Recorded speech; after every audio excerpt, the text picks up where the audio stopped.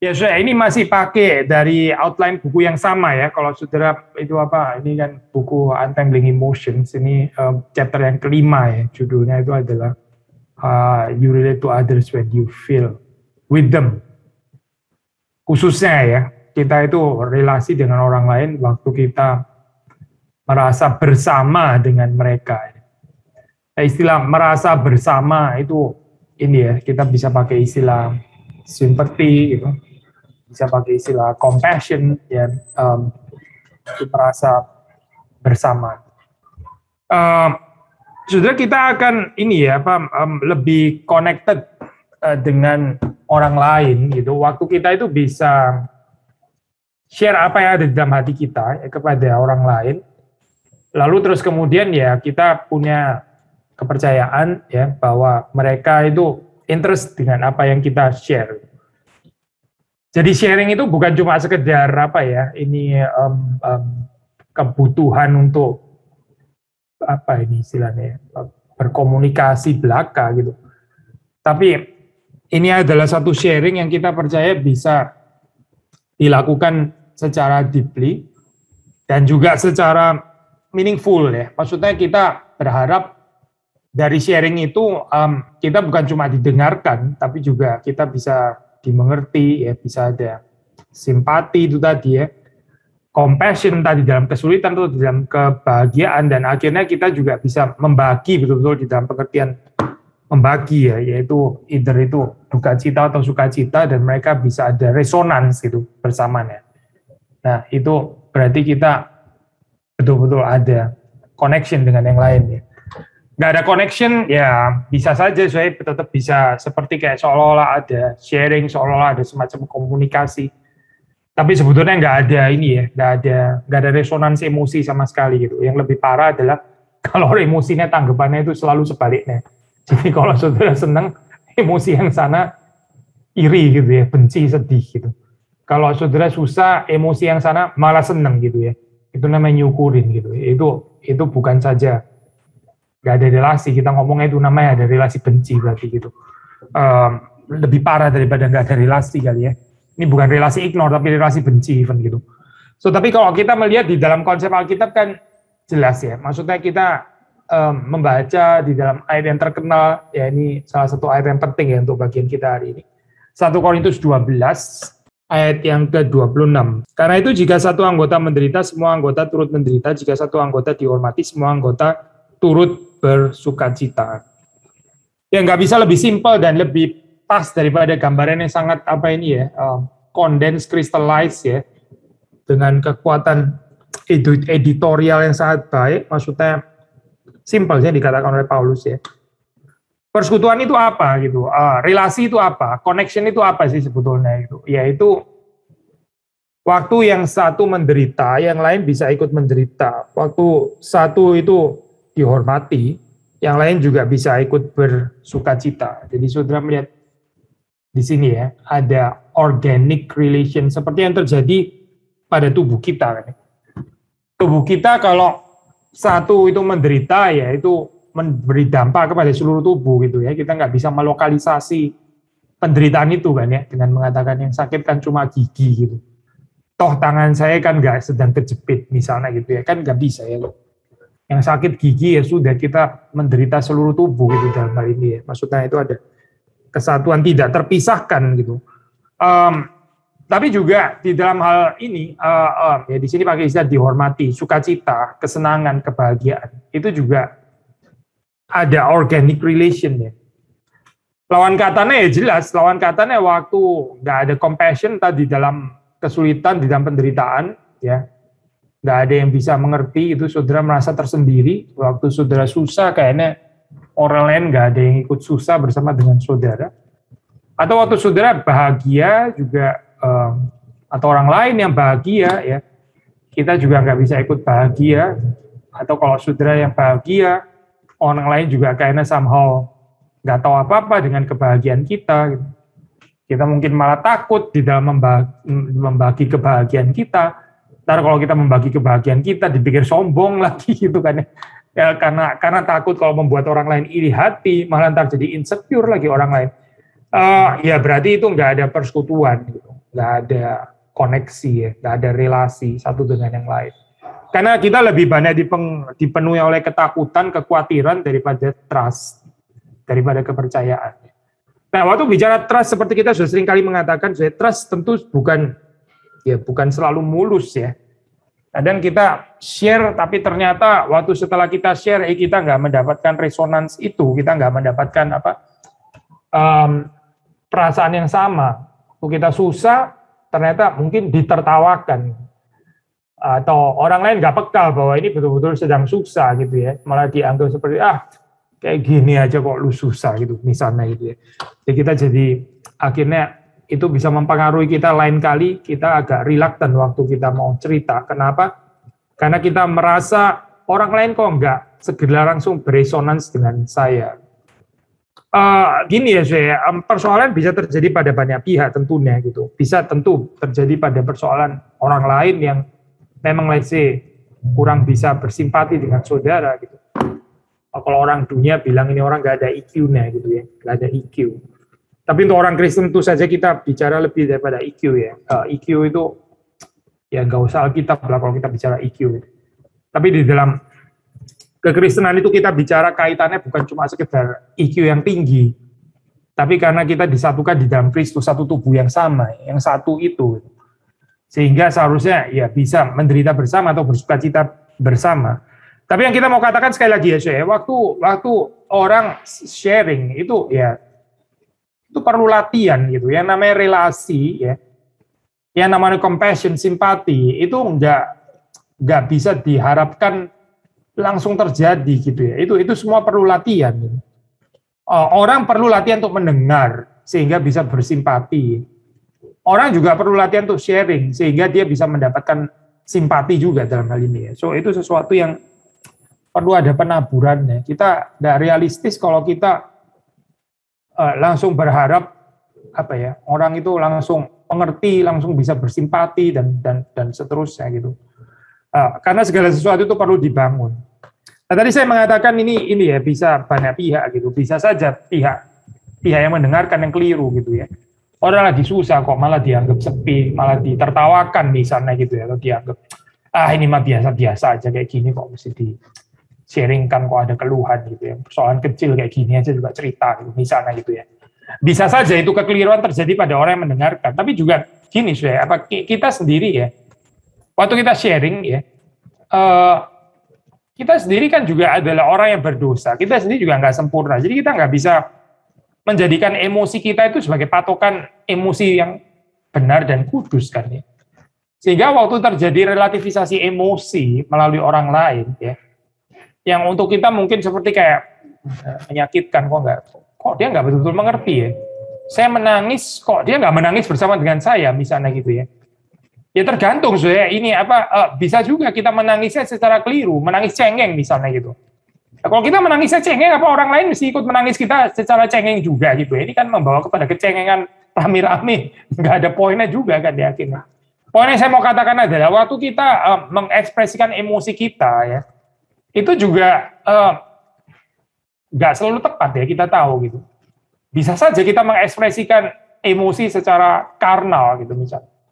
By the way, tadi saya cuma mengambil contoh kesedihan misalnya gitu, menangis ya. Itu pun bisa salah. Nah, kita ambil jenis emosi yang lain, misalnya emosi marah gitu misalnya ya. Kalau saudara marah gitu ya, apakah kita yakin kita bisa bilang kalau saya marah orang lain simpati dengan saya, mesti ikut marah dong ya.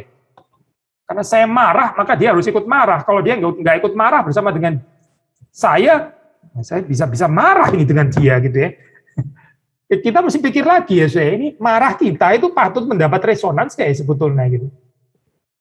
Jadi ini kompleks ya, waktu saudara marah gitu ya, lalu orang lain misalnya gitu ya, saudara marah, orang lain itu menenangkan. Itu bukan berarti terus kemudian nggak ada organic relation.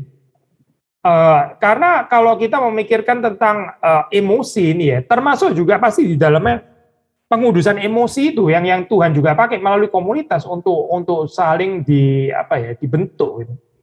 So maksud saya begini, kita jangan nggak realistis dengan menggambarkan simpati, compassion ini segala sesuatu mesti mengikuti emosi saya. Itu narsis banget sih SW kayak gini. Kalau saya nangis, maka seluruh orang di gereja harus nangis bersama dengan saya. Kalau saya lagi kesenangan, seluruh dunia mesti kesenangan bersama dengan saya. Lu pertanyaannya, lu ini siapa ya gitu? Pusatnya alam semesta gitu. Jadi ini nggak boleh dimengerti secara salah. Kalau kita mengerti secara salah, ini bukan bicara tentang organic relation dalam tubuh Kristus, tapi ini bicara menyuburkan narsisisme namanya gitu. Dan tentu saja Alkitab nggak tertarik dengan ini. Gitu. Alkitab nggak tertarik dengan penyuburan narsisisme masing-masing. Gitu. Kalau kita mau menjadikan diri kita atau emosi kita itu pusatnya alam semesta, yang semuanya mesti beresonans bersama dengan kita, sudah pasti bukan itu yang dimaksud oleh Alkitab. Gitu. Tapi dalam kaitan apa? Dalam kaitan apa? Kalau bukan dalam kaitan negatif ini, lalu dalam pengertian apa? Gitu. Berespons atau beresonans bersama. Gitu. Ekspektasi ya, yang saudara bisa harapkan itu ada di dalam komunitas Kristen. Resonans emosi itu terjadi karena kita itu dicintai dan mencintai. Nah ini beres, ya. Sekali lagi ya, kalau kita mencintai dan dicintai, nah itu kita bisa mengharapkan resonans emosi yang beres gitu. Jadi substansinya itu sebetulnya adalah cinta gitu. Substansinya itu sebetulnya adalah kasih. Kita menangis bersama mereka yang menangis ya, itu karena kita mengasihi. Kita bersukacita bersama dengan mereka yang bersukacita karena kita mengasihi. Kalau bukan karena kasih, ya, karena kalau jawabannya bukan karena cinta, bukan karena kasih, yang lain-lain, gitu. Ya, nggak ada poinnya, gitu. Nggak ada poinnya, ya, kita beresonans. Jangan-jangan kita terjerumus di dalam resonans emosi yang salah lagi, gitu. Kasih itu termasuk di dalamnya itu ada koreksi emosi, ya, termasuk di dalamnya. Gitu. Dan itu termasuk dari kesatuan organis yang beres. Ya, waktu saudara melihat misalnya sahabat saudara seiman, ya, saudara melihat tenggelam di dalam depresi. Gitu. Nah itu saudara bukan menjadi simpati dan compassion dengan saudara ikut-ikutan depresi gitu misalnya ya. Dia depresi sampai, maaf ya saya contoh ini ya, sampai silet-silet tangan gitu misalnya ya. Ini contoh yang ngeri banget itu ya. Ini contoh vulgar sih gitu ya, contoh ekstrim. Lalu saudara beresonans dengan, oh aku mengerti engkau, saudara ikut silet-silet tangan juga.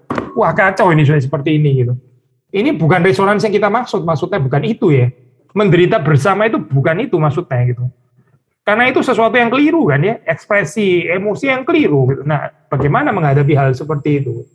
Jadi kita mesti membedakan saya antara apa ini namanya, compassion atau simpati. Yang benar, yang tepat dengan yang keliru, gitu, dengan yang ya sekedar kompak saja, gitu ya, kompak. Kalau mau ngomong kompak, sudah itu, ya orang yang dulu menganut Hitler juga semuanya kompak deh kayaknya, gitu ya. Mereka sama-sama teriak, sama-sama angkat tangan, sama-sama menyembah Hitler. Semuanya kompak-kompak saja, gitu. Is that compassion, gitu? Is that apa ini namanya sympathy, gitu misalnya? Yang nggak ada urusannya dengan simpati Alkitab gitu. So kita melihat di sini ya, karena kita mencintai, karena kita mengasihi, ya, maka itu ada simpati itu, ada compassion. Tuhan itu waktu menebus kita ya, Dia menebus kita memang secara pribadi betul gitu. Kita ditebus bukan borongan gitu ya, tapi secara pribadi Tuhan mengenal kita gitu. Nah, tapi jangan lupa Tuhan menebus kita, Dia juga mempersatukan kita dengan saudara seiman yang lain. Kita bukan karena kita ditebus pribadi, terus kemudian kita, karena saya ditebus pribadi, maka saya juga bertumbuh pribadi, saya beremosi pribadi, saya semuanya pribadi gitu ya. Tidak, tapi kalau kita membaca seperti di dalam 1 Korintus pasal 12 tadi ya, dikatakan bahwa kita ditaruh ya di dalam kaitan, di dalam relasi dengan saudara seiman yang lain. Satu anggota menderita, semuanya menderita. Satu anggota dihormati, semuanya bersukacita. Ya. Sebetulnya ini juga bisa menjadi tes ya, ini kesehatan satu komunitas. Kalau kita bisa menangis bersama dengan mereka yang menangis dan bersukacita bersama dengan mereka yang bersukacita. penulis dari buku Untangling Emotion bicara again ya, dia bicara koneksi yang dimaksud di sini adalah love connection. Ini koneksinya ini adalah koneksi kasih atau koneksi cinta. Apa itu cinta gitu ya? Kasih itu apa sih sebetulnya gitu? Sederhana saya, saudara memberi diri saudara untuk memperhatikan orang lain. Sekali lagi ya, waktu saudara berelasi itu fokusnya itu bukan diri saudara, bukan gitu. Ya, kita kalau fokusnya tentang diri kita sendiri, kita nggak sedang berkomunikasi sih sebetulnya. Gitu. Kita cuma mau minta orang lain itu mengerti saya, sependapat dengan saya, atau kita mengharap, oh iya kamu benar, betul ya kamu bilang itu. Ya kalau gitu ya ngompak beli robot aja kali ya, saya beli mainan atau apa yang keluarin kalimat rekaman, betul kamu itu, giliran saudara perlu itu tinggal pencet tombolnya gitu. Nanti saudara ngomong, saudara pencet robot itu, terus robot itu akan ngomong, betul kamu itu, betul. Itu robot aja saya, nggak usah pakai manusia gitu. Manusia itu adalah manusia karena dia bukan itu gitu. Manusia itu bukan karena dia ngomong apa terus mengharapkan semua orang lain, nggak ada yang debat ya, semua orang lain setuju kepada dia gitu, semua orang itu mengiyakan apa yang dia rasakan, apa yang dia pikirkan, apa yang dia pendapat dan sebagainya. Sekali lagi ya, itu nggak sedang berkomunikasi saya, itu namanya menyembah diri sendiri namanya gitu. Dan ya kekristenan itu bukan penyembahan diri lah ya, kekristenan kan bukan tentang penyembahan diri, kekristenan itu tentang relasi, pertama relasi dengan Kristus, kemudian juga relasi dengan saudara seiman yang lain. Kalau kita terus-menerus ini ya berfokus kepada diri sendiri ya, become to self-conscious ya, kita akan di dalam relasi kita itu pasti impair gitu, pasti ada yang terhalang. Nah di sini penulis buku ini even memberikan contoh kalimat-kalimat yang even kelihatan seperti kayak positif, tapi tetap senternya atau fokusnya itu I. Misalnya ya, saudara sedang berbicara dengan saudara seiman yang lain, terus saudara mempertanyakan kalimat ini. Am I being responsive enough? What are they thinking about me? Ya, saya ini cukup responsif nggak ya sebetulnya dengan mendengarkan dia? Kira-kira mereka pikir apa ya tentang saya? Am I feeling as connected as I should be? Apakah saya ini cukup ada koneksi di dalam mendengarkan ini? Saudara perhatikan ya, kalimat-kalimat ini seperti kayak pertanyaannya itu seperti kayak mementingkan relasi gitu kan ya, seolah-olah sedang mementingkan relasi. Tapi sebetulnya fokusnya itu tentang diri sendiri gitu. Am I being responsive enough? What are they thinking about me? About me ya. Lalu am I feeling as connected as I should be? Ya ini sibuk dengan diri sendiri gitu. Sibuk dengan diri sendiri seperti ini saya. Ya again ya, nggak sedang berrelasi. Kita terlalu self-conscious, terlalu peka sama diri kita sendiri ya. Akhirnya ya, itu bukan kasih saya. Kasih itu melupakan diri sendiri. Sekali lagi ya saya, kasih itu self-forgetful. Kalau kita belum bisa self-forgetful, kalau ego kita itu terlalu besar, ya kita jangan ngomong kasih lah. Gitu. Itu bukan kasih actually. Gitu. Yesus itu loh, dia betul-betul kasih. Yesus itu kasih, dia itu self-forgetful. Seluruh kehidupannya itu bukan tentang dia, itu tentang kehendak Bapaknya dan tentang menyelamatkan saudara dan saya. Itu yang namanya kasih. Kehidupan Yesus, lihat saja. Yesus nggak oversensitif karena dirinya sendiri, karena orang reject dia lah, karena apalah dan sebagainya. Gitu. Dia bukan nggak mengalami rejection loh saya, dia mengalami rejection di mana-mana. Dia dikurang ajari orang ya. Dia dia dibenci gitu ya, disalah mengerti, nggak usah ngomong lagi gitu. Difitnah ya, dianggap penghujat dan seterusnya gitu. Apa sih yang dia nggak alami secara negatif gitu. Tapi kehidupan Yesus bukan tentang dia, bukan itu. Yesus nggak berpikir tentang dia. Yesus berpikir tentang kehendak Bapaknya yang terjadi dalam kehidupannya. Dia memikirkan bagaimana menyelamatkan saudara dan saya. So, itu baru kita bisa bilang itu yang namanya kasih. Jadi seringkali ya saya seperti ini ya, dikatakan oleh penulis buku ini, saya pikir ini kalimatnya saya boleh kutip ya bagian ini karena ini mungkin termasuk salah satu kalimat yang paling indah di dalam chapter ini. Dia bilang seperti ini saya, as you listen, don't fight the discomfort of not being in control or able to make them feel different. Apa sih? Waktu kita mendengarkan ya, kadang-kadang kita itu nggak sadar ya. Kita itu berjuang untuk menguasai yang kita dengarkan gitu. Menguasai, sebentar. Ini kayaknya ada kalimat yang salah. Saya mesti koreksi ini. Saya mesti koreksi gitu misalnya. Koreksi. Jadi kita mau kontrol gitu dalam mendengarkan, kita itu bukan mendengarkan, tapi kita itu controlling.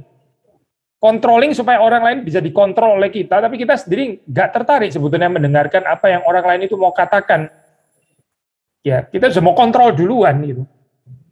Atau kita mau untuk apa ya?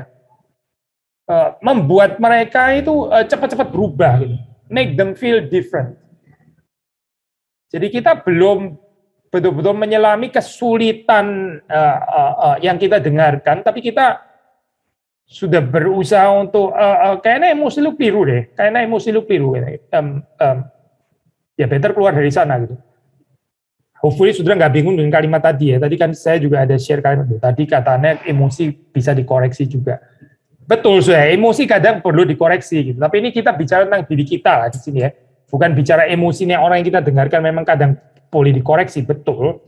Tapi dari kita sendiri, dari saudara dan saya, kita sendiri itu perlu ya belajar untuk mendengar terlebih dahulu tanpa harus langsung memberikan apa ya ini kontrol, koreksi, terus supaya mereka berubah perasaannya dan sebagainya.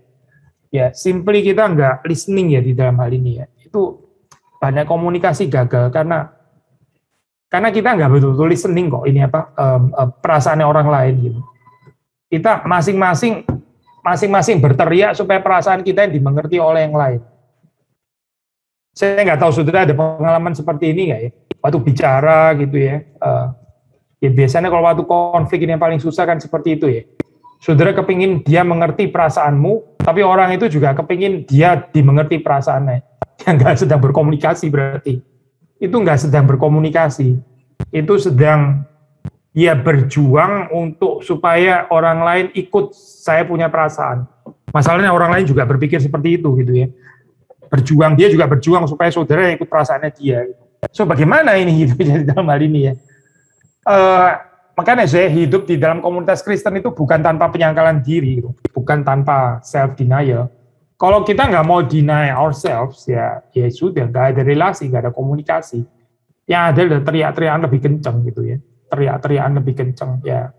Nggak menarik ya kehidupan gereja seperti ini. Isinya kok teriak-teriakan lebih kencang gitu. Ini kan ini power struggle namanya, power struggle. Rebutan kontrol gitu maksudnya.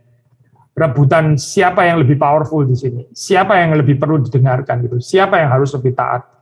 Paling males ya kalau kita sudah masuk ke dalam keadaan seperti ini, apalagi di gereja gitu ya. Saya pribadi paling sebel, saya paling males ya, paling merasa disgusted kalau di dalam gereja itu terjadi power struggle gitu.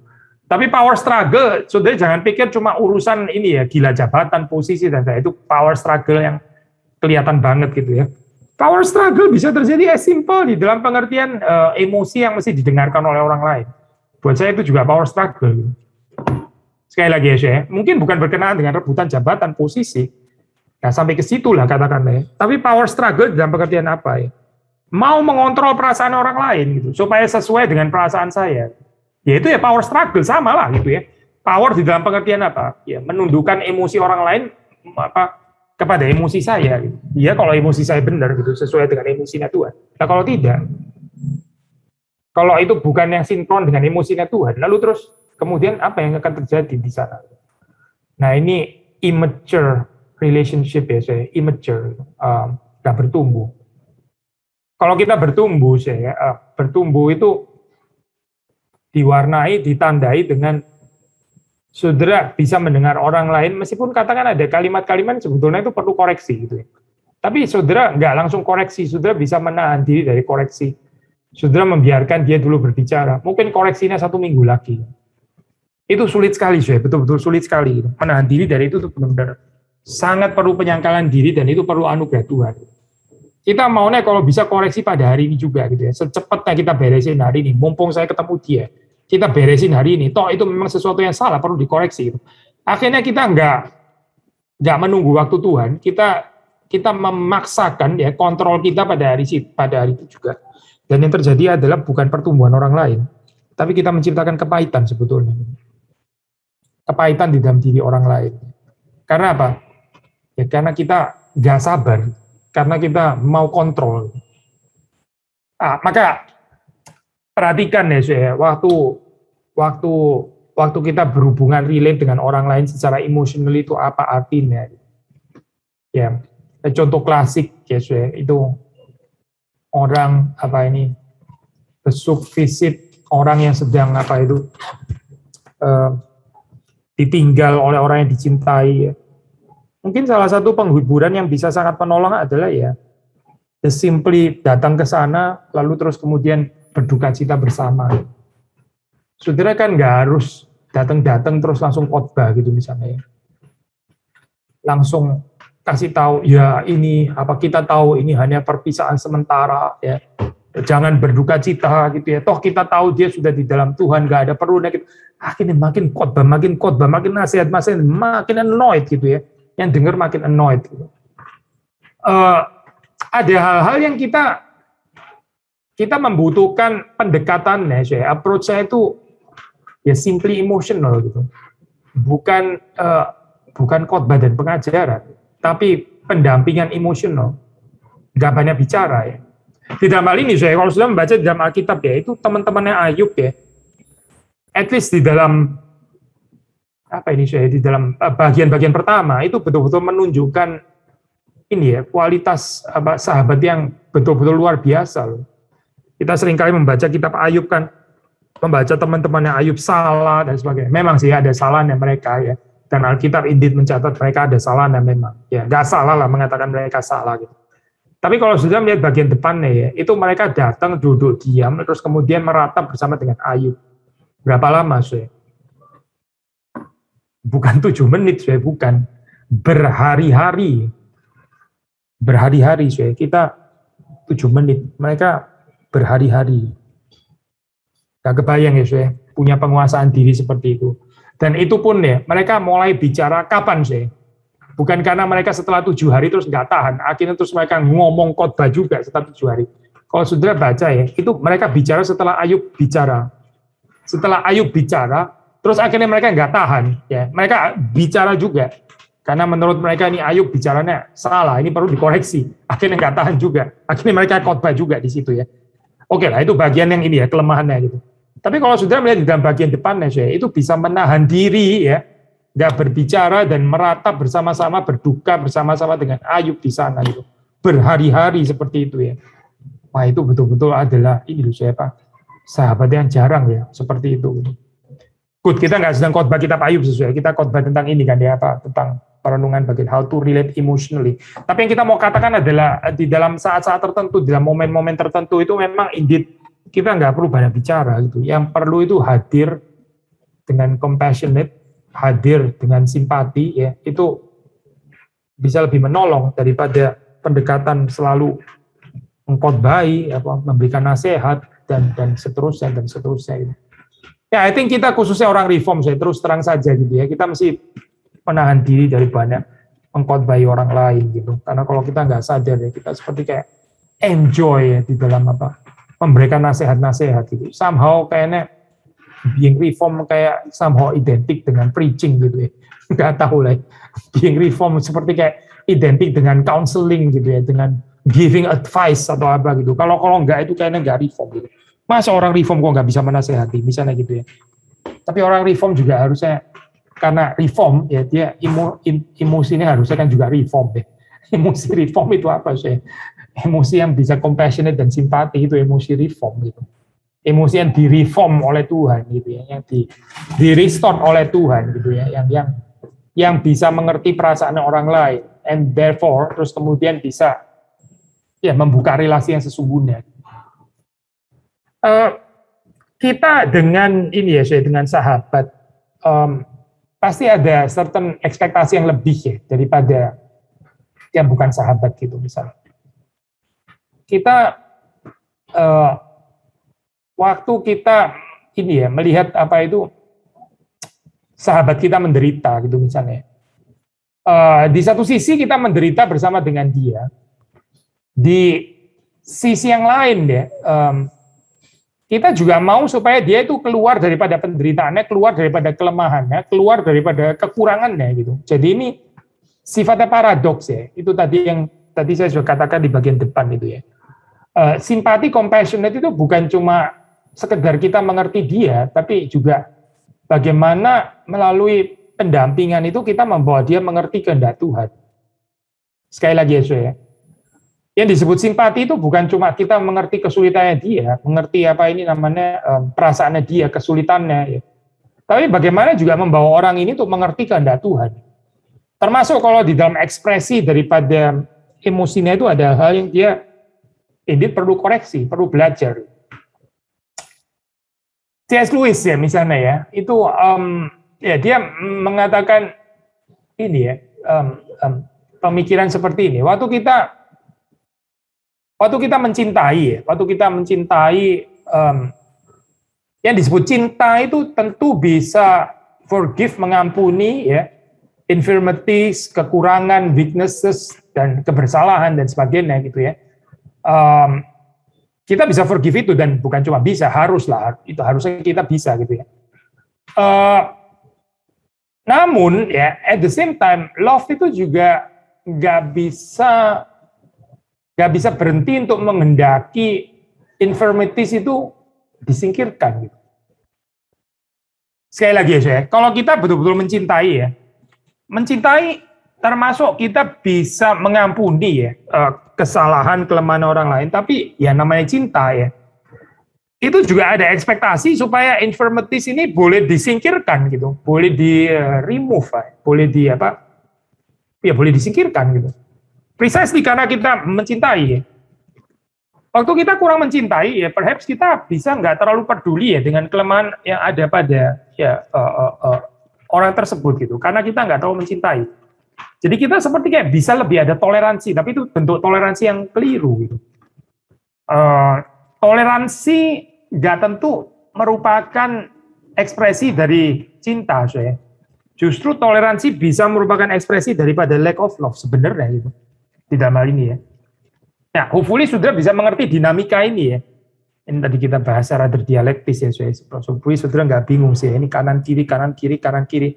Tadi kita kan barusan mengatakan kita waktu listen kita jangan berusaha untuk being in control, able to make them feel different atau apa gitu ya. Ya just listen aja gitu. Sisi yang lain ya. Sisi yang lain ini yang disebut cinta itu nggak menoleransi kelemahan. Hopefully sudah mengerti ya sifat paradoks ini ya, ini creative tension. Dua-duanya betul saya. Bukan kontradiktif ya ini ya. Ya tapi ya ini paradoks cinta gitu. Cinta itu bisa mendengarkan, tapi cinta itu juga kita nggak berdiam diri di dalam oh ya udah ya memang gitu ya, gimana ya, orangnya memang cengeng, setiap kali nangis ya, setiap kali kalau depres dia suka silat-silat badannya, ya sudah dong ya memang dia ekspresinya gitu ya, apa boleh buat, ya kita toleransi saja. Oh tidak, saya tidak gitu. Kita juga berjuang bersama supaya dia nggak jadi seperti itu kan. Kenapa? Ya precisely karena kita mencintai. So intinya saya, kita mesti bisa membedakan kapan kita mau mereka ini berubah karena kita mencintai mereka ya, atau karena kita ini obsesif gitu. Itu dua hal yang sama sekali lain saya. Kalau kita ini obsesif ya itu namanya mau being in control itu tadi gitu. Kita akhirnya mau impose egonya kita ke orang lain gitu. Orang lain itu mesti menjadi seperti saya gitu ya. Ya ini saya egois ya, self-centered saya seperti ini gitu. Tapi cinta yang sesungguhnya itu menghendaki ya orang lain itu keluar dari kelemahan itu. Dan itu bukan soal obsesi saya terhadap dia, bukan. Ini bukan obsesi kontrol saya terhadap dia, bukan. Tapi ini betul demi kebaikannya dia gitu. Demi kebaikannya dia better keluar daripada infirmities itu apapun bentuknya. Tadi kita beri beberapa contoh. Jadi sekali lagi ya, love inilah yang membuat relasi itu betul-betul ada connection yang genuine, yang otentik gitu ya. Meskipun bukan berarti tanpa struggle, bukan tanpa struggle. Penulis buku ini juga mengingatkan, ya, perhatikan bahwa goal dari emotional connection ini, ya, itu apa sih sebetulnya? Goal-nya itu apa ya? Dia mengatakan goal-nya itu adalah, menarik saya kalimat ini ya, honest vulnerability. Honest vulnerability. Tentang apa ya? Tentang hal-hal yang memang betul-betul ada di dalam hati kita. Dengan kita membukanya, ya, kita jadi vulnerable. Maksudnya, ya, apa yang ada di dalam isi hati kita itu jadi diketahui oleh orang lain, dan itu membuat kita vulnerable, kan, betul kan ya? Ya kalau nggak mau vulnerable ya tutup saja gitu, bikin peti ya. C.S. Lewis kan pernah bilang kalimat itu kan. Ya lu bikin aja peti sendiri gitu, peti apa yang kamu aman daripada semua ini ya, sorotan yang di luar. Tapi tempat itu ada tempat yang paling gelap juga, tempat yang nggak bisa di-redeem actually gitu, peti mati gitu ya, bikin orang nggak mau relasi, nggak mau vulnerable dan sebagainya. Tapi waktu kita connected through love atau in love gitu ya, kita membuat diri kita itu pasti ya vulnerable. Tapi pengharapannya apa, ya justru yang disebut dengan koneksi atau relasi itu masuk ke dalam bagian seperti ini. Kalau kita belum bisa masuk dalam bagian seperti ini, ya kita belum betul-betul ada genuine atau authentic relation atau connection. Dan tentu berharap waktu kita honest ya, membuka ini kerapuhan, kerentanan kita, ya, sungguh-sungguh menyatakan apa yang ada di dalam hati kita. Lalu di situ kita juga bisa berharap ya bahwa others ya atau saudara seiman itu ya yang mengasihi kita itu juga ada interest ya, interested di dalam kehidupan saudara, dan juga ada empathy, simpati, compassion itu tadi. Kita boleh mengharapkan ini terjadi dalam komunitas Kristen ya. Komunitas Kristen yang sehat itu ditandai dengan ini, ditandai dengan honest vulnerability. Kenapa? Karena percaya bahwa komunitas ini bukan komunitas yang judgmental, yang menertawakan, yang ridiculing, yang terus setiap kali orang cerita, nah kan, what did I tell you, gitu misalnya gitu ya. Wah komunitas kayak gini nih saya. I told you kan, gitu kan. Lu saya stubborn nggak mau denger ya. Kalau kayak gini nggak ada orang cerita lagi, sudah. Mendingan diam saja gitu. Karena apa? Karena setiap kali ngomong, ya jawabannya seperti, kan gua sudah bilang, kan, gitu kan. Lu saya nggak mau dengar ya, kalau orang disalah-salahin kayak begini terus ya sudah, nggak usah ada pembicaraan lagi, nggak usah ada relasi lagi, karena orang yang malas ngomong lama-lama gitu. Kalau setiap kali ngomong malah diungkit-ungkit kelemahan masa lampau gitu kan ya. Ya di dunia itu seperti itu, itu dunia itu isinya semua seperti itu. Gitu. Tapi di dalam komunitas Kristen ya harusnya ada perbedaan. Kalau kita gagal di dalam komunitas Kristen, yang nggak ada kesaksian, nggak ada kesaksian. Sama persis seperti relasi dalam dunia. Relasi dunia yaitu relasi yang saling menyalahkan, gitu ya. Relasi cuci tangan, relasi self-righteous, yang salah kamu, saya benar. Kan saya sudah kasih tahu, maksudnya apa saya nggak salah, yang selalu salah itu kamu. Gitu. Kenapa? Kan saya sudah kasih tahu kan, lu yang nggak mau nurut, akhirnya lu sendiri jatuh sendiri. Itu salahmu gitu. Yang berdosa itu kamu, yang suci saya. Ya itu di dalam dunia seperti itu. Saudara bayangkan ya, kalau seperti ini hadir di dalam gereja gitu. Alangkah miserable-nya komunitas gereja. Kalau seperti ini terjadi di dalam komunitas gereja, yang terjadi seperti ini.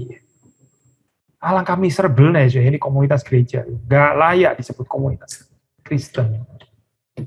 Itu bukan komunitas Kristen, itu seperti komunitas di dunia yang lebih celaka lagi, lebih sedih lagi. Jangan-jangan di dunia bisa lebih ada compassion lagi ya. Lebih bisa ada, wah ini paling kebalik semuanya gitu ya. Komunitas di gereja jauh lebih judgmental daripada komunitas di dunia. Komunitas di dunia lebih bisa menerima, lebih bisa mengampuni jangan-jangan gitu ya. Tapi komunitas di gereja langsung begitu ada orang salah, ibaratnya kalau bisa tangan langsung dipotong, langsung dikeroyok rame-rame sebagai orang yang berdosa sekali, dilempar batu gitu ya, metaphorically lah maksudnya. Wah kita kecewa kalau komunitas gereja seperti itu gitu. Indeed itu sangat mengecewakan. Tetapi ya dengan pertolongan Tuhan di dalam Kristus, ya, kalau Kristus sungguh-sungguh real di dalam kehidupan saudara dan saya, itu nggak terjadi harusnya gitu. Atau kita diproses lah, ya, kita diproses untuk menjadi ya orang-orang yang lebih mengerti apa itu artinya cinta gitu. Waktu saudara mendengar kelemahan orang, ya, dan saudara nggak I told you kan, nggak menahan diri lah daripada itu, menahan diri daripada itu. Tapi saudara, oke, dia memang salah, katakanlah kalau ada salah, terus sekarang bagaimana keluarnya gitu. Dari bagian ini kita gimana bersama-sama dengan dia menanggung kesusahan ini, terus kemudian membawa dia keluar dari sana. Instead bilang kalimat-kalimat itu tadi gitu ya, kan gue sudah bilang, ya kan gue sudah bilang, dan seterusnya dan seterusnya.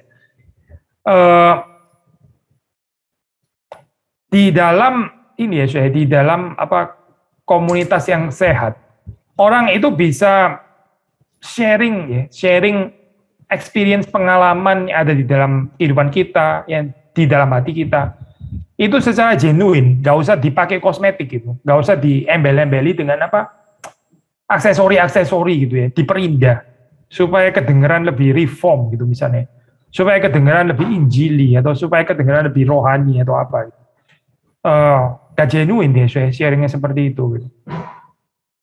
Kadang-kadang kita bisa mendengar sharing-sharing yang dibuat kayak theologically correct, harap sih nggak terjadi ya di dalam komunitas kita. Tapi bukan nggak mungkin itu terjadi. Sharing yang somehow itu theologically correct gitu ya. Theologically correct kalau saudara melihat wah kayak bagus gitu ya. Bersih kesaksiannya gitu. Tapi kita sebetulnya nggak perlu kesaksiannya seperti itu. Kita nggak perlu sharingnya seperti itu. Yang kita perlu itu adalah sharing yang genuine, bukan yang theologically correct gitu. Theologically correct itu nanti Tuhan akan membereskan. Anyway, kita semua di dalam proses pengudusan kok. Tapi yang genuine itu yang ada harapan untuk dikuduskan. Yang nggak genuine, itu nggak bisa dikuduskan, saudara. Apa yang mau dikuduskan, kita sedih nggak genuine. Kalau kita di dalam kehidupan, kehidupan sharing kita, di dalam relasi kita, kehidupan hubungan kita, ini artificial gitu misalnya. Ya apa deh mau dikuduskan gitu. Artificial itu kan ya sudah bagus kan, sudah namanya aja artificial ya, artificial ya. Kita nggak bicara art yang bukan bicara art kontemporer lah gitu ya Pak. Kalau art kontemporer itu toilet dibuka masih ada nah itu namanya art, itu bukan art lah itu ya. Kita nggak ngomongin art itu lah ya, enggak lah, kita nggak bicara art model kayak gitu. Kita ngomongin art di dalam pengertian yang ini aja, di dalam zaman yang lampau ya, yang ada kaitannya dengan beauty gitu. Ya, kalau kesaksian kita artificial, ya sudah, orang lain nggak ada perlunya lagi dong, oh sudah bagus, berarti dia jadi teladan, sudah nggak ada yang perlu dibicarakan lagi. Tinggal kita ngangguk-angguk kepala terus kita bilang amin, amin, amin, amin gitu ya, sudah, ya itu sudah, nggak ada lagi pembicaraan kecuali tanggapan amin gitu. Tapi ya kalau kita bertumbuh kita berubah ya dari artificial sharing menjadi genuine sharing. Penulis daripada buku ini juga mengatakan bagaimanapun juga emosi ini bukan center ya. Emosi ini meskipun bukan center waktu kita bicara tentang cinta, tapi emosi itu adalah termasuk satu bagian yang sangat penting ya. Waktu kita mau mengekspresikan cinta. Sekali lagi ya, kalimat ini ya. Emosi itu memang bukan segala-galanya gitu lah di dalam cinta. Cinta itu banyak aspeknya, salah satunya itu emosi gitu. Tetapi meskipun emosi bukan segala-galanya, even bukan center ya waktu kita bicara cinta. Tapi emosi ini termasuk adalah salah satu istilah dia pakai ini, a critical way of expressing it. A critical way of expressing love. Ya. Apa itu ya? Salah satunya yaitu genuine sharing, emotional sharing maksudnya, emotional itu bikin genuine gitu. Kita waktu marah gitu ya, misalnya ini cuma contoh baik, saya nggak bicarakan mana benar atau salah ya, bisa marah salah, bisa marah benar, regardless lah. Waktu marah itu ya, itu patong misalnya orang marah itu nikmati kejujurannya. Ya, orang marah nikmati kejujurannya. Dia nggak bilang nikmati kemarahannya ya, nikmati kemarahan sih ya, aneh. Waktu orang marah itu kita bisa melihat ya kejujurannya gitu. Jarang ya saya orang marah tapi terus kemudian theatrical ya. Poinnya apa ya saya marah theatrical untuk apa ya gitu ya. Ya ada sih saya orang yang mungkin memang ada psychological defect gitu ya. Marah-marah dia pikir dengan marah-marah dia kelihatan lebih gagal, lebih apa, lebih berwibawa. Itu orang-orang agak ada permasalahan psikologis lah saya. Memang ada sih, tapi kita nggak bicara orang seperti itu lah. Kita bicara orang yang agak normal ya. Orang agak normal waktu marah itu ya saya, itu kita bisa expect dia jujur lah gitu. Untuk apa nggak jujur? Marah gitu ya. Kalau orang senyum, nah itu memang orang senyum bisa nggak jujur. Ya, orang senyum bisa munafik ya. Tapi marah munafik, poinnya apa sih? Marah kok munafik gitu ya. Nggak tahu ada poinnya kali ya saya. Itu bermunafik ria dengan marah gitu. Poin yang kita mau katakan adalah ini saya. Waktu kita genuine itu saya, kita itu membawa serta emosi kita. Dan kita mengharapkan ini ya, keterbukaan yang genuine ini gitu. Yang sulit saya kalau tanpa emotion. Makanya kita mengatakan di sini relate emotionally. Ini kan bicara tentang relate to others ya, termasuk relate emotionally. Waktu kita feel with them, waktu mereka juga feel with us. Dua-duanya dalam arti ya. Kalau nggak ada relate emotionally, ya itu patut dipertanyakan sih sebetulnya ini fellowship-nya genuine atau tidak gitu ya. Ini sebetulnya ini artificial pembicaraan atau pembicaraan yang jujur gitu. Nah tentu saya jangan ditarik sampai ini poin ini jangan ditarik sampai kalau gitu saya setiap kali ngomong sih harus ini dong ya. Sambil nangis-nangis gitu kan. Atau kalau nggak nangis-nangis ya mesti marah-marah gitu ya, jengkel mesti terbakar gitu ya, supaya menyatakan genuine gitu ya. Jadi kalau nggak marah nangis, nangis, marah, nangis. Ya ini gila ya, ini kita jadi manik depresi nih kayak gini. Di atas, di bawah, atas, bawah. Bukan itu tentunya maksudnya ya. Kita bukan mengajarkan aliran ekspresionisme lah yang pasti gitu ya. The Scream gitu ya, sudah tahu lukisan itu ya. Kalau nggak ngomong sampai kayak gitu, itu berarti belum genuine. Kita nggak mengajarkan itu, saya. Yang kita ngomong adalah alangkah sulitnya ya, genuine relation tanpa emosi, tanpa melibatkan emosi. Itu yang kita ngomong. Saudara bisa melihat di dalam kehidupan Yesus Kristus sendiri ya. Waktu Lazarus ya meninggal itu, waktu Lazarus mati. Itu emosinya itu real, saya. Emosinya real. Waktu dikatakan itu hatinya mashkul, ya. Itu sedih bercampur marah, ya. Itu real, saya. Waktu Yesus mau masuk ke Yerusalem di situ, ya. Terus kemudian dia tahu bahwa orang-orang ini menolak kehadirannya. Lalu dia meratapi, ya. Itu real, saya. Real, genuine. Waktu dia di Getsemani ya, itu agony of the soul ya, waktu dia mau menerima cawan pahit itu ya, agony of the soul, itu real saya, itu real. Baik hubungannya dengan Bapa ya, itu real karena ditandai dengan itu ya. Agony karena perpisahan yang akan dihadapi gitu, di atas kayu salib, tapi juga relation dengan murid-murid yang dicintainya juga real juga. Karena dia betul-betul rela ya, untuk menanggung, meminum cawan pahit itu. Sudah bisa melihat di dalam ini, di dalam kitab suci, di dalam kehidupan Yesus Kristus yang truly, fully human. Ya. Sudah mendapati kehidupannya itu juga kita bisa mengatakan emosional, bukan tanpa emosi. Waktu kita bertumbuh saya di dalam kehidupan kita ya, ini kita bisa connect. Bicara dari hati ke hati dengan saudara seiman yang lain. Kita bisa berani bicara dari hati ke hati. Kadang-kadang saya di dalam banyak kesempatan gitu ya. Saya nggak tahu lah ini mungkin di dalam dunia profesional gitu ya. Kadang-kadang bahkan di dalam mungkin kehidupan keluarga ya. Atau di dalam organisasi gereja gitu ya. Kadang bisa sulit ya saya bicara yang disebut heart to heart itu ya. Kita bicara urusan kerjaan misalnya ya, somehow mesti professionally correct gitu misalnya ya. Susah bicara dari heart to heart ya. Karena apa ya? Karena ntar bisa ada resikonya gitu. Waktu bicara di dalam konteks organisasi gereja, wah mesti bersih perkataannya supaya nggak menyinggung petinggi-petinggi gereja gitu ya. Susah bicara heart to heart gitu. Yang paling sedih adalah waktu kita di dalam keluarga bicaranya juga mesti apa ya saya istilahnya ya, familiarly correct gitu misalnya. Familiarly correct. Ya susah ya, ini satu keluarga kok bicara mesti familiarly correct gimana sih?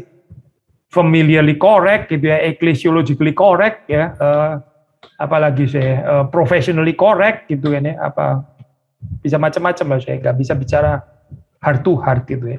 Bukan cuma ada politically correct by the way, saya bisa ada hal-hal yang lain juga yang kita akhirnya menyebabkan kita itu susah untuk bicara hati ke hati ya. Tapi kalau saudara membaca di dalam Mazmur ya, membacanya tulisannya Ayub itu misalnya, coba perhatikan perkataannya ya. Not even theologically correct ya. Saudara coba baca pengkhotbah ya, baca pengkhotbah. Itu perkataannya banyak ngawur terus terang saja gitu ya. Tapi dia jujur gitu, dia jujur. Dia mengekspresikannya juga termasuk emotionally ya.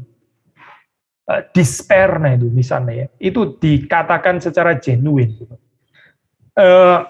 Kita bukan mengatakan ini otomatis jadi benar tentunya ya. Tapi sekali lagi ya saya, proses pengudusan itu perlu fase seperti ini. Kalau nggak ada fase seperti ini, saya again pertanyaannya apa yang perlu dikuduskan? Gitu. Oke, ini semuanya sudah theologically correct kok. Semua yang dia bilang kayaknya fully reform ya, nggak ada yang salah, gitu. Nggak ada yang perlu dikoreksi. Kesaksiannya semuanya flawless, nggak ada yang perlu dikoreksi gitu. Jadi ya, terus kalau nggak ada yang perlu dikoreksi, forgiveness untuk apa ya? Forgiveness of God untuk apa gitu? Terus kemudian pengajaran untuk apa juga? Sudah flawless gini.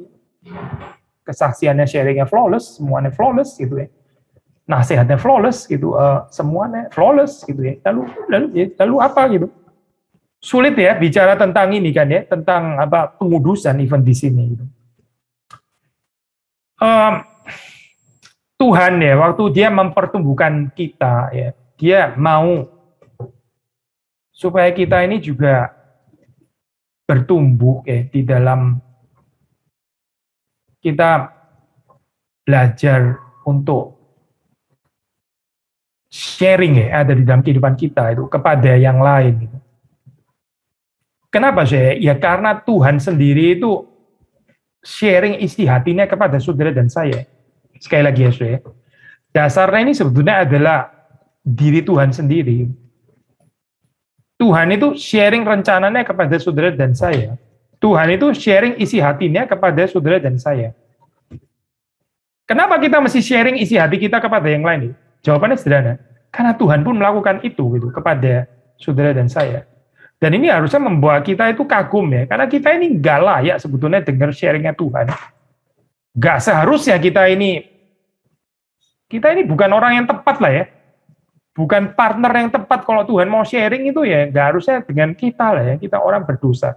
Tapi kita bisa di-share isi hatinya gitu. Isn't that awesome ya di dalam hal ini. Dan ini seharusnya membuat kita ya berani sharing isi hati kita juga kepada yang lain. Waktu kita belajar sharing ya, sharing kepada yang lain, itu kita menjadi semakin menyerupai Kristus. Semakin kita jaim ya, semakin kita itu tadi ya tampil theologically, spiritually correct itu tadi itu. Semakin kita nggak mirip Tuhan ya. Semakin kita kayak percaya Tuhan yang lain. Ya. Memang saya di dalam hal ini ya, kita gini saya nggak mau apa ya. Memang ada orang itu cenderung introvert gitu, yang satu cenderung ekstrovert gitu. Kita nggak bilang supaya orang introvert dikuduskan menjadi ekstrovert gitu ya. Karena goal pengudusan bukan being ekstrovert lah, tentu saja bukan gitu.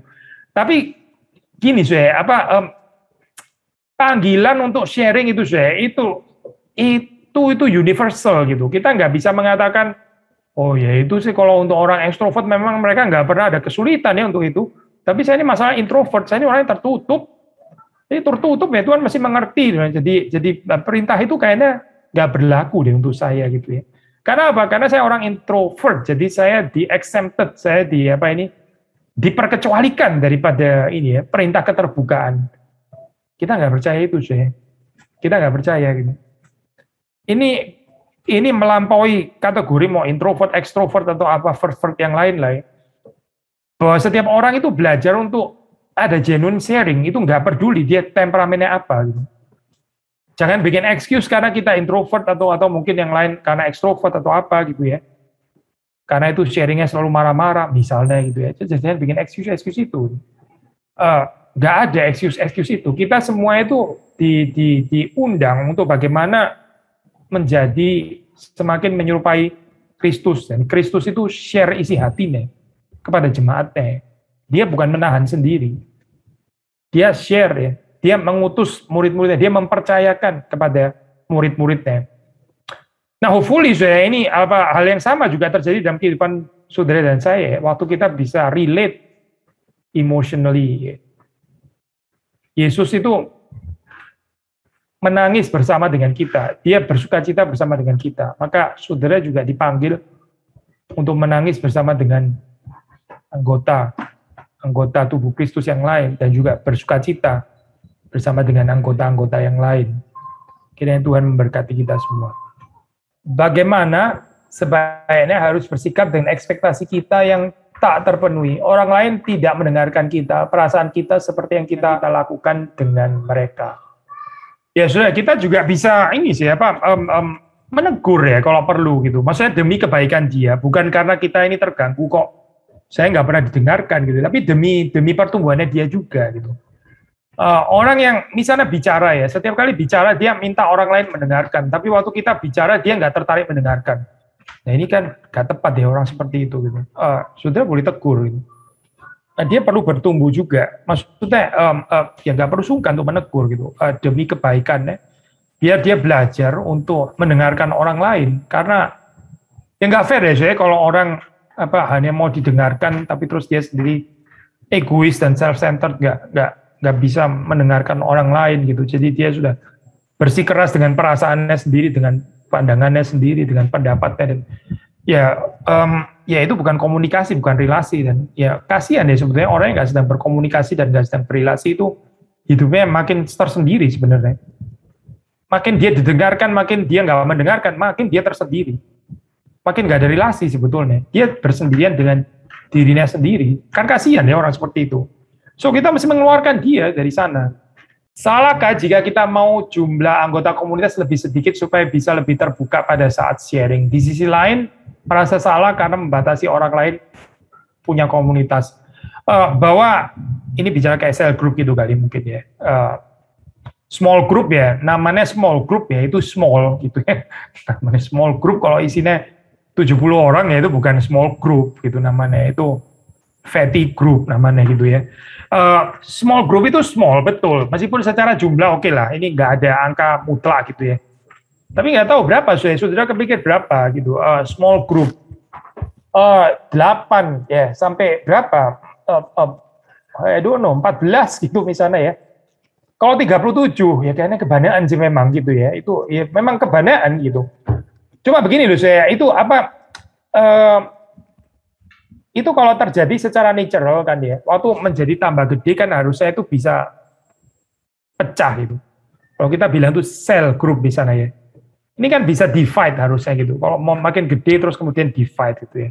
Hati-hati dengan gambaran yang sedikit tapi mempertahankan status quo, eksklusivisme ya. Saudara merasa terganggu sekali kalau ada orang lain join dan sebagainya. Itu yang kita harus kritikal. Karena persekutuan yang sehat itu boleh diganggu. Diganggunya tanda kutip lah. Itu sebenarnya bukan gangguan lah. Itu enrichment kok. Kalau saudara merasa akrab hanya dengan 5 orang, terus saudara mau selama-lama 5 orang terus gitu ya. Ini adalah persekutuan yang saya dulu sejak saya dari remaja ini. Selalu 5 orang dengan ini terus, dan kita rutin ketemuan dengan 5 orang ini ya, sampai kita umur 70.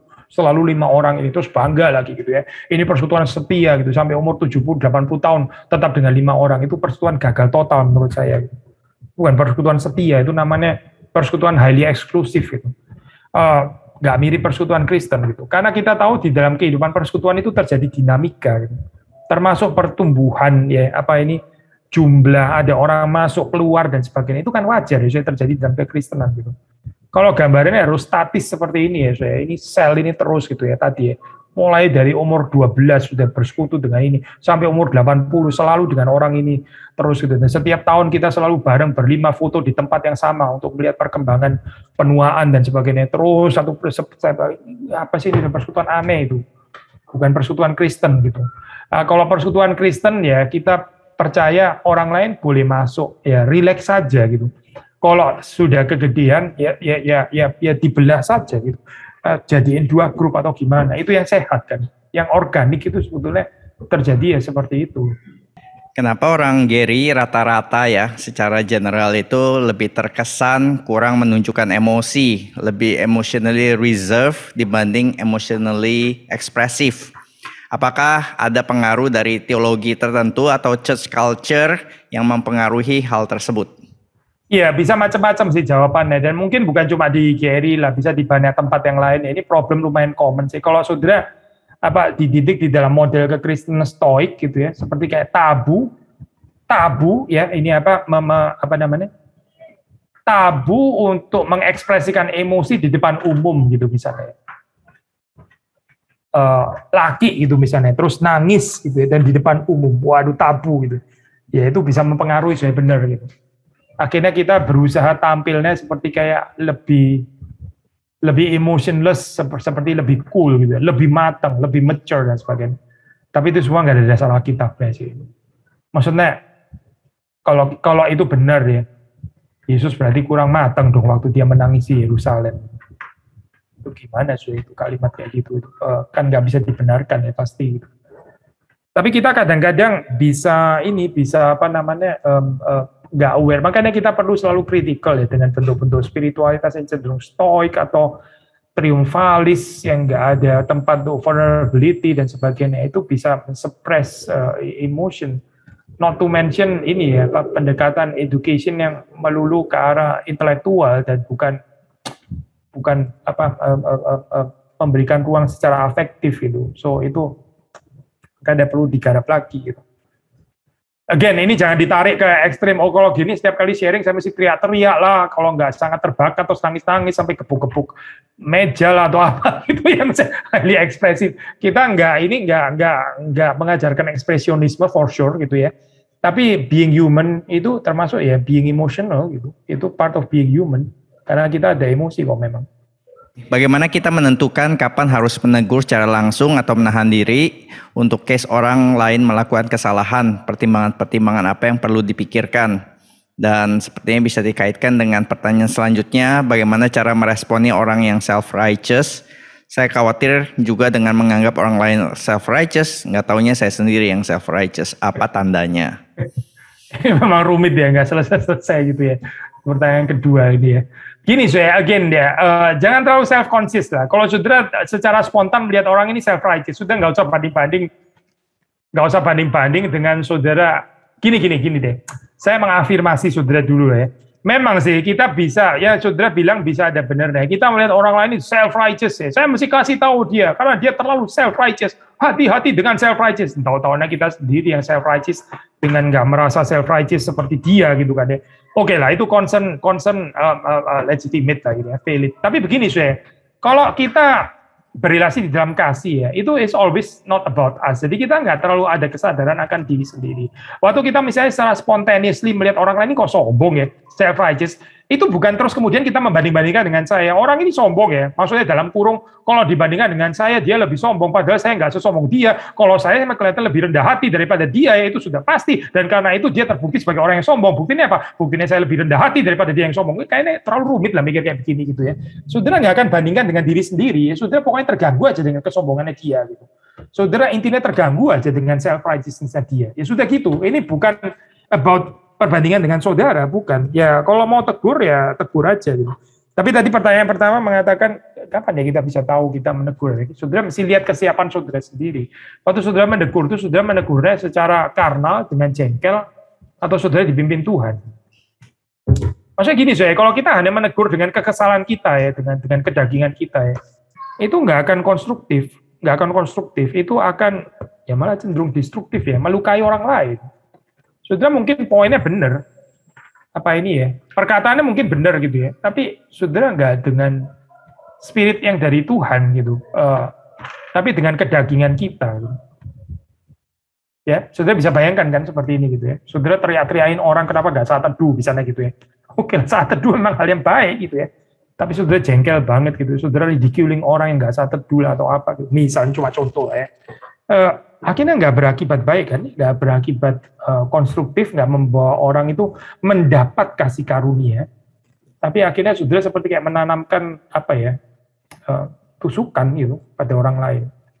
Itu nggak menolong sebetulnya gitu. So, pertama kita masih peka ya. Saya punya kekuatan rohani cukup nggak untuk menegur kali ini. Kalau nggak cukup ya, sudah tahan dulu, berdoa dulu. Lain kali minta kekuatan Tuhan, baru menegur lain kali. Gitu. Kalau nggak bisa ya sudah, kita diam aja dulu gitu. Daripada menegur di dalam kedagingan yang nggak ada kebaikannya gitu. Dan juga menegur terutama karena ini sering kali kita ngomong ya, karena demi kebaikannya dia, supaya dia yang maju. Bukan karena saudara yang terganggu, tertusuk, tersinggung atau apa gitu ya. Nah kalau saudara menegur dalam cara seperti itu kan it's about you kan berarti kan ya. Saudara menegurnya kan about you kan. Saudara yang annoyed kan sebetulnya gitu. Saudara yang terluka gitu. Jadi saudara tegur itu karena saudara mau membereskan luka saudara dengan apa? Dengan balas melukai dia gitu misalnya gitu ya. Itu selalu nggak beres. Model kayak begitu selalu nggak beres. Tapi kalau saudara rasa ini nggak ada hubungannya kok dengan saya kalau bilang saya terganggu juga. Nggak terganggu gimana? Maksudnya secara pribadi saya nggak terganggu. Tapi ini betul-betul demi kebaikannya dia dan dia mesti dikasih tahu. Ya kasih tahu saja gitu. Itu lebih bersih saudara menegur di dalam keadaan seperti itu karena bukan saudara sedang disakiti atau saudara sedang kecewa atau apa ya, tapi benar untuk kebaikannya dia. Ada tipe orang yang savior syndrome, suka menolong. Tadi Pak Billy ada mention tentang kalau orang mengasihi, dia benar-benar mengorbankan dirinya. Nah, bagaimana kita bisa discern ini tipe orang yang memang berkorban bagi orang lain derive karena cinta kasih atau karena dia memang punya semangat savior syndrome tersebut? Savior syndrome itu ada kaitannya dengan pengenalan porsi yang Tuhan percayakan di dalam kehidupan seseorang. Tapi mungkin kalau saya sudah ngomong seperti ini, pertanyaan saudara juga bisa bergerak. Ya, precisely itu. Pertanyaannya adalah gimana saya tahu porsinya dari Tuhan gitu kan ya. Sederhana sih sebetulnya gitu ya. Porsi yang dari Tuhan ya, kalau itu diberikan dari Tuhan gitu. Saudara waktu mengerjakannya ya, saudara diberikan kekuatan, saudara diberikan kemampuan tuh bisa mengerjakan itu. Dan itu bisa dikerjakan dengan pertolongan Tuhan. Kalau porsi yang bukan bagian saudara, tapi saudara nekat mau mengerjakan bagian itu, padahal itu bukan bagian saudara, gitu ya. Gak akan membawa dampak apa, malah bisa merusak akhirnya gitu ya. Malah nggak menolong, malah ini bikin kacau gitu, bikin kacau yang lain. Calvin ya, saya itu pernah mengingatkan gini ya, ini di dalam konteks yang lain sih, konteks misalnya dalam kehidupan negara gitu ya, itu lower magistrate ya, itu magistrate, lower magistrate. Misalnya ada yang menjabat di sini ya, kalau dia bikin kesalahan ya, itu satu yang di bawahnya itu yang bertanggung jawab untuk memberikan teguran gitu. Bukan 5 layer, apalagi 17 layer di bawahnya. Terus tulis surat kepada presiden gitu misalnya ya. Itu menurut Calvin itu bukan porsinya dia gitu. Jadi kalau Pop di Vatikan itu ada keliru ya. Kita nggak harus merasa, saya harus tulis surat kepada Pop di Vatikan. Itu mungkin bukan urusannya kita kali ya, saya. Dan bukan karena kita cuek, bukan. Karena posisi saya nggak di sana. Itu adalah orang-orang yang ada di sekitarnya Pop. Ini dari cuma contoh gitu ya. Yang di bawahnya dia itu. Itu yang mesti bicara sama dia gitu. Bukan saudara dan saya gitu. Ya kita ke gereja Roma Katolik aja juga tidak gitu misalnya. Terus Pop itu salah kok, kita jadi mesti tulis Pop, yuk harus gini gitu misalnya ya, atas nama Geri Kelapa Gading gitu ya. Geri Kelapa Gading memberikan masukan kepada Vatikan, lu harus gini gitu. Kita ini siapa ya, Syekh? Tempatnya itu savior syndrome namanya gitu. Savior syndrome itu highly connected dengan distorted self knowledge. Sekali lagi ya, Syekh, savior syndrome itu highly connected dengan distorted self knowledge. Ini orang nggak mengenal posisinya, nggak tahu Tuhan itu tempatkan dia di mana gitu. Jadi dia itu ya gitu, akhirnya dia merasa apa ya? Dia merasa eksis kalau dia bisa menyelesaikan masalah yang even bukan masalahnya dia gitu. Ini sebetulnya orang seperti itu kasihan sekali ya, Syekh. Dia menempatkan identitasnya, afirmasi identitasnya itu dengan menolong apa itu ya, dengan menolong, menasehati, menggurui dan sebagainya.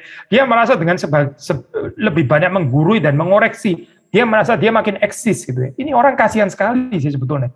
Eksis itu bukan dari situ, Syekh. Bukan dengan the more you criticize, the more you give advice, the more you exist gitu misalnya ya. I criticize, therefore I am. Bukan, Syekh, bukan gitu. Kita ini eksis karena kita dicintai Tuhan. Cinta Tuhan itu selalu cukup membuat saudara eksis. Kalau mau pakai istilah eksis ya. Eksis kita itu bergantung kepada cintanya Tuhan kepada kita. Bukan tergantung berapa banyak orang yang saudara bisa gurui, saudara bisa atur, saudara bisa kontrol, ya saudara bisa pengaruhi dan sebagainya. Bukan di situ, itu ya bukan membuat kita eksis. So, I think ini ya, kerusakan psikologis ini mesti dibenahi di dalam kehidupan kita kalau ada seperti ini. Saya percaya banyak orang severe syndrome itu yaitu karena mengaitkan dengan melakukan itu, dia pikir dia bisa menyatakan eksistensinya sebagai orang yang penting, dihargai, mulia, berwibawa atau apa, tapi itu omong kosong semua. Kita itu eksisnya itu karena dicintai Tuhan. Mendingan kita merenungkan berapa dalam cinta Tuhan di dalam kehidupan kita daripada kita sibuk ya membuktikan diri sebagai juru selamatnya orang lain hanya untuk mengejar eksistensi diri itu tadi gitu. Maksudnya how terrible ya. Dan Injil saya membebaskan kita dari sana. Biarlah the real savior itu membebaskan kita dari savior syndrome. Jika di dalam komunitas Kristen ada sikap-sikap judgmental justru oleh pemimpinnya, bagaimana kita harus menyikapinya? Ya ini jawaban yang nggak gampang ya, Syekh. Itu pemimpinnya yang malah judgmental gitu ya. Ya sudah bisa mendoakan, kalau ada kesempatan sudah bisa bicara, kalau nggak bisa langsung bicara. Saya barusan ngomong lower magistrate tadi ya. Oke, misalnya pendetanya gitu atau apa gitu ya. Oke, saudara bisa sharing ke pengurus, diaken, ya, penatua atau apa gitu ya. Kalau misalnya hamba Tuhannya gitu atau apa, atau penatuannya justru yang seperti itu. Siapa yang judgmental? Saudara bisa memberitahukan kepada ini supaya juga ada masukan kan gitu. Kalau bisa ada kemungkinan dia cukup terbuka gitu ya, dia saudara bisa bicara heart to heart. I think bagus juga ya, tanpa kita harus nggak menghargai ordo gitu kan ya. Baik juga bicara seperti itu. Saudara mendoakan dia, saudara kasih buku tentang love of God misalnya gitu ya, supaya nggak terlalu judgmental, mencarikan buku tentang the great mercy of God atau apa gitulah itu apa. Bukan the judgment of God gitu misalnya, tapi ya, topik-topik seperti itu gitu atau kasih musik yang tema-temanya seputar itu, lagu-lagu tentang cinta kasih Tuhan itu kalau kita assume dia benar-benar salah, ya oke. Ini belum selesai ngomongnya, ini assume kalau dia memang salah, tapi bisa jadi dia ada benernya, saudara yang kelewat oversensitif, bisa juga kan ya. Dia menegur dosa, saudara tangkapnya dia judgmental. Loh, padahal dosa memang harus ditegur gitu. Ini kan dua hal yang berbeda ya. By the way, kita kalau membuka Alkitab itu istilah judgmental itu kan jelas ya pengertiannya apa gitu. Bukan nggak boleh membicarakan kesalahan loh, bukan. Dan juga bukan nggak boleh menegur kan ya.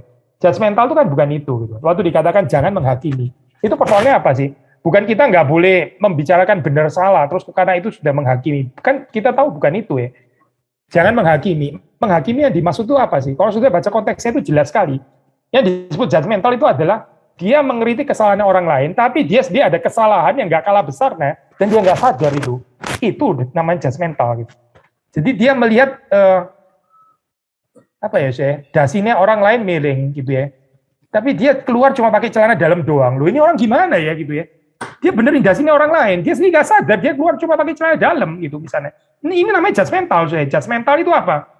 Ya itu, dia nggak menyadari kesalahannya, tapi dia main kritik, semua orang dikritik, dia sendiri kayak kebal terhadap kritik. Dia sendiri nggak sadar kesalahannya, kekurangannya, dan sebagainya. Itu baru bicara judgmental gitu. Tapi kalau ada orang yang membicarakan peringatan yang keras, teguran yang keras, tapi dia sendiri juga membicarakan termasuk untuk dirinya sendiri, ya itu bukan judgmental, sudah. Itu bisa adalah orang yang dipakai Tuhan untuk menyatakan teguran bagi gereja, ya. So kita mesti membedakan ini ya, dua hal itu. Nah, saya nggak tahu yang mana, bisa benar yang pertama, bisa benar yang kedua, atau a little bit of everything. Ya perlu bijaksana untuk bisa pilih jadi yang mana ya sebetulnya gitu. Jadi Pak Billy, bijaksana. Ya gimana? Pak Billy, jadi kita kalau hamba Tuhan kita dapat buku dari jemaat, kita tahulah artinya apa ya Pak Billy. Harus self introspeksi. Oke, saya seringkali sulit mengetahui apa yang orang lain rasakan, bagaimana cara yang baik mengetahui apa yang dirasakan orang lain. Kurang PK ini Pak, masalahnya. Ketika mendengar sharing dari orang lain, baik itu suka maupun duka, tetapi tidak bisa ikut merasakan apa yang orang lain rasakan, tetapi tetap usaha mendengar apa yang harus dilakukan. Ya sudah, itu oke lah, kita ngomong pakai istilah ini dulu lah ya, istilah yang seringkali, itu emotional intelligence, EQ itu perlu latihan gitu. Perlu latihan. Kita kalau katakanlah kita lemah di sana, ya sudah, kita minta kekuatan Tuhan tuh bisa latihan gitu. Latihannya bagaimana? Sederhana sih. Sudah pergi ke rumah duka, datang ke rumah duka, ya menangis bersama dengan yang menangis. Tapi bukan cuma itu sih. Kalau ada yang happy birthday, ulang tahun, dan dia bikin perayaan, sudah jangan sirik, jangan iri, datang saja gitu ya, bersukacita bersama dengan yang bersukacita. Kalau ada orang anaknya lulus, saudara kasih selamat ya, saya bersukacita anakmu lulus ya, saya turut seneng gitu ya. Itu latihan-latihan seperti itu menolong gitu. Dan kita nanti di situ akan bisa jadi lebih spontaneously natural gitu ya, beresonans dengan ini sesama kita gitu. Bagaimana gereja dapat menjadi komunitas yang mengizinkan jemaat sharing dan bertumbuh sehat? Sekarang di gereja jemaat dapat merasa insecure dan tidak percaya. Tadi kan di dalam khotbah Pak Billy ada mention tentang Pak Billy bandingkan tentang gereja yang judgmental dengan misalnya dunia orang di bar bebas sharing. Tapi di gereja juga ada gerakan yang mengumbar vulnerability tersebut kan. Misalnya bagaimana kita discern semuanya itu Pak? Ini ya, waktu kita ya semuanya everything proportional lah pasti di dalam hal ini ya. Kita jangan ditarik, di stretch sampai ke poin ekstrim gitu ya. Seperti kayak celebrating weaknesses atau even celebrating sinfulness atau apa ya. Nggak ada dasar Alkitabnya ya gitu dalam hal ini gitu. Tapi cukup hanya dengan mengatakan bahwa kita itu waktu sharing ya, sharing genuinely gitu. Nggak perlu aksesori, nggak perlu ada hiasan-hiasan. Sharing apa adanya itu bukan berarti saya sharing semuanya dari A sampai Z loh ya. Bukan begitu. Saya kan bisa timbang gitu sharing sebentar. Saya sharing partially pun itu tetap bisa genuine. Nggak harus saya sharing apalagi sampai celebrating kerusakan pribadi ya. Nggak ada yang mulia juga kan ya dengan itu gitu. Bagaimana gereja bisa menjadi komunitas yang mengizinkan jemaat sharing dan bertumbuh sehat? Sekarang di gereja jemaat dapat merasa insecure dan tidak percaya. Ya makanya saya itu percaya dan dipercaya itu kan perlu dipertumbuhkan gitu ya. Gini dua belah pihak sih. Kita mesti belajar percaya juga. Tapi kalau kita curiga terus, kita nggak percaya terus gitu ya. Kita always suspicious dan highly critical terus gitu misalnya. I think kita juga bermasalah loh seperti itu. Maksudnya nggak fair juga ya ini apa.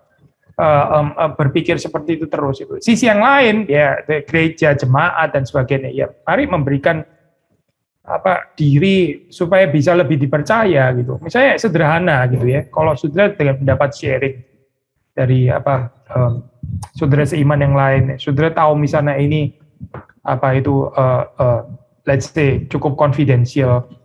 Ya saudara nggak harus sampai-sampein ke orang lain jadi kayak siaran radio gitu misalnya kan ya. Itu membuat orang lain jadi nggak bisa percaya, termasuk nggak bisa percaya gereja.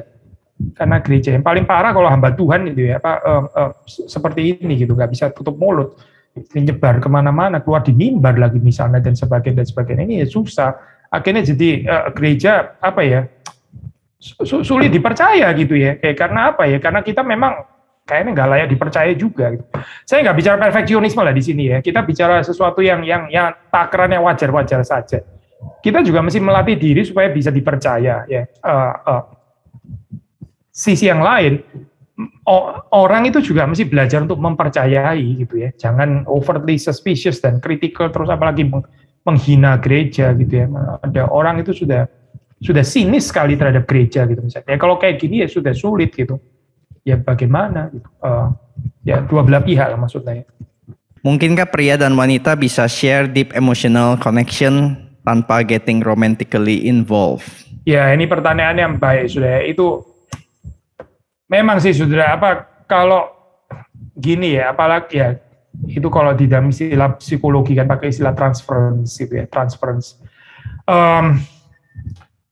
Saudara perlu menjaga dengan hati-hati ya, kecuali memang saudara masih single dan memang berniat pacaran dengan dia ya oke lah gitu ya, boleh juga kan seperti itu kan ya, jadi lebih intim bisa sharing aja.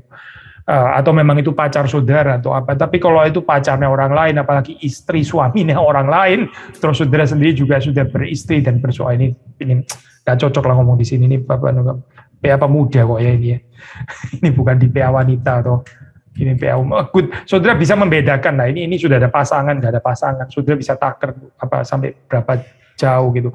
Sebaiknya sih kalau memang itu misalnya ya di dalam OSG yang couple gitu ya, couple sharing, kan yang dengar juga couple yang lain, paling nggak suami istri didengar suami istri gitu kan ya.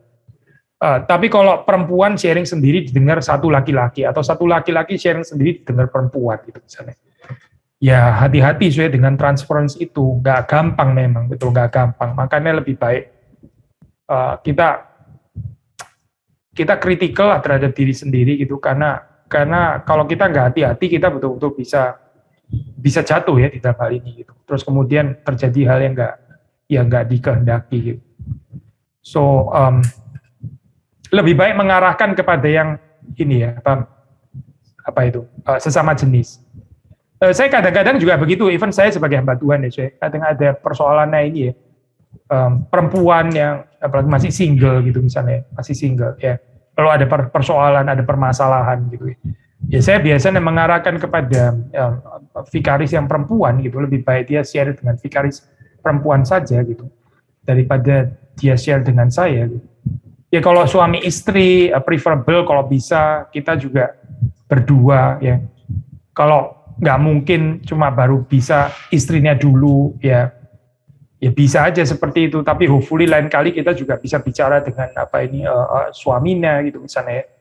Atau setidaknya waktu istrinya sharing dengan saya itu dia juga bisa ada misalnya ya, kalau mungkin dia juga bisa, kalau dia comfortable dia mungkin juga bisa sharing dengan istri saya gitu. Jadi kita lebih terjaga gitu daripada masuk ke dalam model komunikasi yang too deep secara lawan jenis, padahal masing-masing sudah punya istri, punya suami dan sebagainya, itu punya pacar dan seterusnya. Kita jangan overestimate sendiri lah gitu.